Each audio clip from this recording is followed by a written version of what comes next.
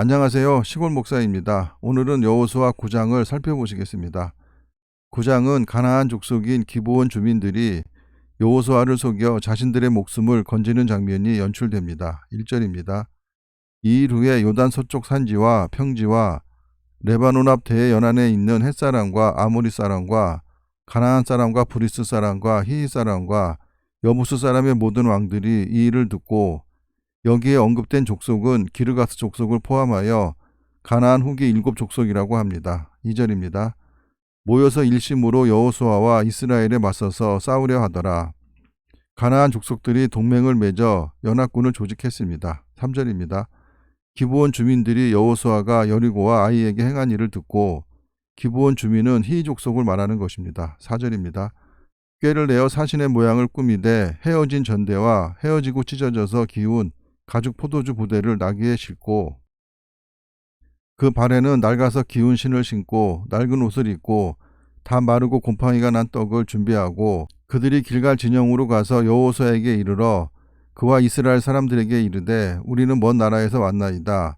이제 우리와 조약을 맺읍시다 하니 이스라엘 사람들이 히이 사람에게 이르되 너희가 우리 가운데 거주하는 듯하니 우리가 어떻게 너희와 조약을 맺을 수 있으랴 하나 율법에 따르면 이스라엘 백성은 반드시 가나안 족속과 언약을 맺지도 그들을 불쌍히 여기지도 그들과 혼인하지도 말아야 했기 때문에 약조할 수 없음을 분명히 하고 있습니다. 8절입니다.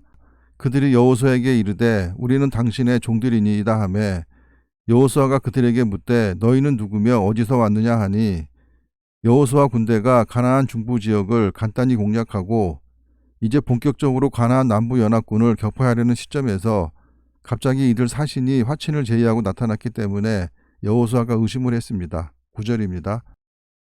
그들이 여호수아에게 대답하되 종들은 당신의 하나님 여호와의 이름으로 말미암아 심히 먼 나라에서 왔사오니 이는 우리가 그의 소문과 그가 애굽에서 행하신 모든 일을 들으며 또 그가 요단 동쪽에 있는 아모리 사람의 두 왕들 곧 헤스본 왕 시온과 아스다롯에 있는 바산 왕 옥에게 행하신 모든 일을 들었음이니이다.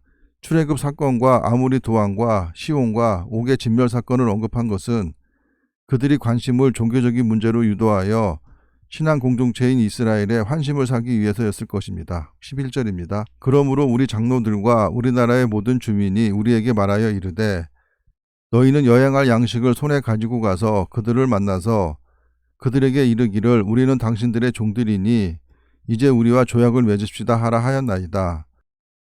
기브온 성읍과 그에 속한 세 성읍 곧 기브라, 브에롯, 기랴 여아림 등은 왕정체제를 갖추지 않고 그 대신 장로체제를 갖춘 듯합니다. 12절입니다. 우리의 이 떡은 우리가 당신들에게로 오려고 떠나던 날에 우리들의 집에서 아직도 뜨거운 것을 양식으로 가지고 왔으나 보소서 이제 말랐고 곰팡이가 났으며 또 우리가 포도주를 담은 이 가죽 부대도 새 것이었으나 찢어지게 되었으며 우리의 이 옷과 신도 여행이 길었으므로 낡아졌나이다 한지라 우리가 그들의 양식을 취하고는 어떻게 할지를 여호와께 묻지 아니하고 우린과 둔밈으로 물어야만 했습니다. 여호수아가 곧 그들과 화친하여 그들을 살리리라는 조약을 맺고 회중 족장들이 그들에게 맹세하였더라. 가나안 사람들과는 언약하지 말라는 하나님의 명령을 명백히 어기게 되었으나 기브온 족속이 속였으므로 모르고 지은 죄입니다. 16절입니다. 그들과 조약을 맺은 후 사흘이 지나서야 그들이 이웃에서 자기들 중에 거주하는 자들이라 함을 들으니라. 고대 국가 간의 관습상 화친 조약을 맺은 국가는 상호 상대방의 국가를 방문하는 것이 당연한 일이었으므로 3일 뒤에 그들을 방문한 결과 그 나라와 민족의 정체를 알게 되었습니다. 17절입니다. 이스라엘 자손이 행군하여 셋째 날에 그들의 여러 성읍들에 이르렀으니 그들의 성읍들은 기브온과 그브라와 브에롯과 기랴 여아림이라. 기랴 여아림은 블레셋 사람들이 언약궤를 벳세메스로 돌려보낸 후 다윗 왕이 예루살렘으로 가져갈 때까지 그곳에서 근 20년 동안이나 언약궤가 체류한 적이 있었던 곳입니다. 그러나 회중 족장들이 이스라엘의 하나님 여호와로 그들에게 맹세했기 때문에 이스라엘 자손이 그들을 치지 못한지라. 그러므로 회중이 다 족장들을 원망하니 속아서 한 계약이긴 하지만 계약이 파기된다면 이스라엘의 하나님 여호와의 이름이 이방인 중에서 멸시를 당할 뿐 아니라 여호와의 신실하신 속성이 의심을 받게 된다는 점 때문에 계약을 파기하지 못했습니다. 19절입니다. 모든 족장이 온 회중에게 이르되 우리가 이스라엘의 하나님 여호와로 그들에게 맹세하였은즉 이제 그들을 건드리지 못하리라. 히위 족속인 기브온 거민들이 이스라엘을 속이기 훨씬 이전 이미 이스라엘 12지파의 조상인 야곱의 아들들이 히위 족속을 먼저 속인 일이 있었습니다. 그 일은 야곱의 딸 디나가 히위 족속에게 수욕을 당한 일이 있었는데 야곱의 아들들이 그들에게 보복하기 위해 할례를 이용하여 그들을 속여 무참히 살육했던 사건입니다. 20절입니다. 우리가 그들에게 맹세한 맹약으로 말미암아 진노가 우리에게 임할까 하노니 이렇게 행하여 그들을 살리리라 하고 약 400년 후 사울 왕은 이 언약을 무시하고 기브온 사람들을 학살함으로써 하나님의 진노를 받아 다윗 시대에 3년 동안이나 기근이 임하게 되었는데 결국 하나님의 진노는 사울에게서 출생한 그의 후손 7이 기브온 사람들의 손에 처형당함으로써 그치게 되었습니다. 21절입니다. 무리에게 이르되 그들을 살리라 하니 족장들이 그들에게 이른 대로 그들이 온 회중을 위하여 나무를 패며 물을 깃는 자가 되었더라.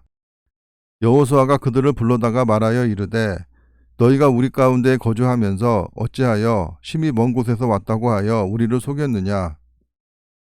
그러므로 너희가 저주를 받나니 너희가 대를 이어 종이 되어 다 내 하나님의 집을 위하여 나무를 패며 물을 깃는 자가 되리라 하니 디나 사건으로 시므온 지파와 레위 지파가 저주를 받았는데 시므온 지파는 흩어져서 떠돌이 생활을 했지만 레위 지파는 흩어져 성전 봉사와 예배에 대해 봉사를 함으로 오히려 복이 된 것처럼 고라 자손도 자신들이 복을 받은 것이라고 시편을 통해 노래했습니다. 24절입니다. 그들이 여호수아에게 대답하여 이르되 당신의 하나님 여호와께서 그의 종 모세에게 명령하사 이 땅을 다 당신들에게 주고 이 땅의 모든 주민을 당신들 앞에서 멸하라 하신 것이 당신의 종들에게 분명히 들림으로 당신들로 말미암아 우리의 목숨을 잃을까 심히 두려워하여 이같이 하였나이다. 하친이 끝난 뒤에 죄를 자복하고 있습니다. 25절입니다. 보소서 이제 우리가 당신의 손에 있으니 당신의 의향에 좋고 옳은 대로 우리에게 행하소서 한지라. 이 일을 노아가 술에 취해 벌거벗고 있음을 가나안의 아버지 함이 보고 형제인 셈과 야벳에게 고함으로 함의 아들인 가나안에 선언된 노아의 저주가 성취되었다고 보기도 합니다. 여호수아가 곧 그대로 그들에게 행하여 그들을 이스라엘 자손의 손에서 건져서 죽이지 못하게 하니라. 그날에 여호수아가 그들을 여호와께서 택하신 곳에서 회중을 위하여 여호와의 제단을 위하여 나무를 패며 물을 깃는 자들로 삼았더니 오늘까지 이르니라. 가나안을 진멸하라는 하나님의 명령은 그들의 우상 숭배에 대한 죄악이 크고 그들을 살려주었을 경우 이스라엘에 악이 전염될 것을 우려하신 것이기에 여호수아가 그들에게 성전에서 봉사를 시켜 악을 퍼뜨릴 시간을 주지 않으므로 하나님의 뜻을 이루려 한 것으로 보입니다. 기브온 족속은 지혜로 인해 자신들의 목숨을 건졌을 뿐만 아니라 성전에서 하나님을 위한 성전 봉사를 하며 지내는 민족이 되었습니다. 사람들이 살아가면서 때로는 자신의 처지에 변화가 생겨 어려운 지경에 놓이게 되면 하나님을 원망하는 경우가 종종 있습니다.